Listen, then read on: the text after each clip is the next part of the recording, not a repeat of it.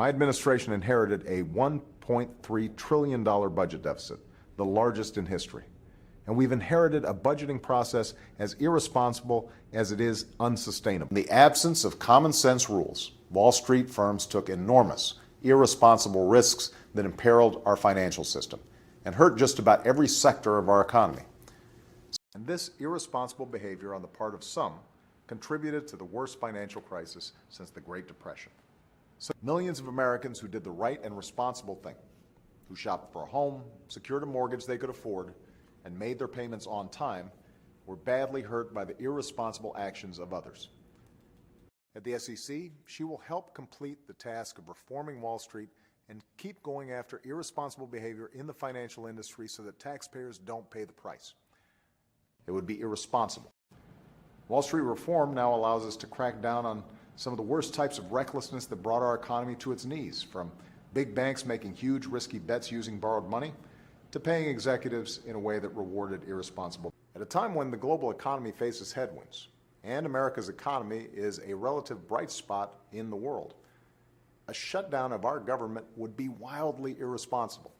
I get letters from responsible gun owners who grieve with us every time these tragedies happen, who share my belief that the Second Amendment guarantees a right to bear arms, and who share my belief we can protect that right while keeping an irresponsible, dangerous few from inflicting harm on a massive scale.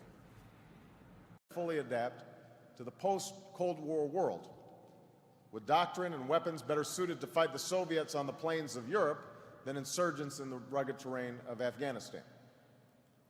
20 years after the Cold War ended, this is simply not acceptable. It's irresponsible. Our troops and our taxpayers deserve better. Now, such a charge would be laughable if it weren't so cynical and irresponsible. I raise that because we're not going to be able to do anything about any of these entitlements if what we do is characterize whatever proposals are put out there as, well, you know, that's the other party is being irresponsible. The other party's trying to hurt our senior citizens. That the other party is doing X, Y, Z. And, you know, there's this notion, I was actually reading an article on the way over here, and the basic notion was that, well, you know, Obama's responsible, but he doesn't fight enough for how he believes, and the Republicans are irresponsible but are full of conviction. So, degree of confidence? I am confident simply because I cannot believe that Congress would end up being that irresponsible that they would not send a package that avoids a self-inflicted wound to the economy at a time when things are so difficult. Herman Cain said, quote, "I don't see that as torture." Michelle Bachmann said that it's, quote, "very effective." So I'm wondering if you think that they're uninformed, out of touch, or irresponsible.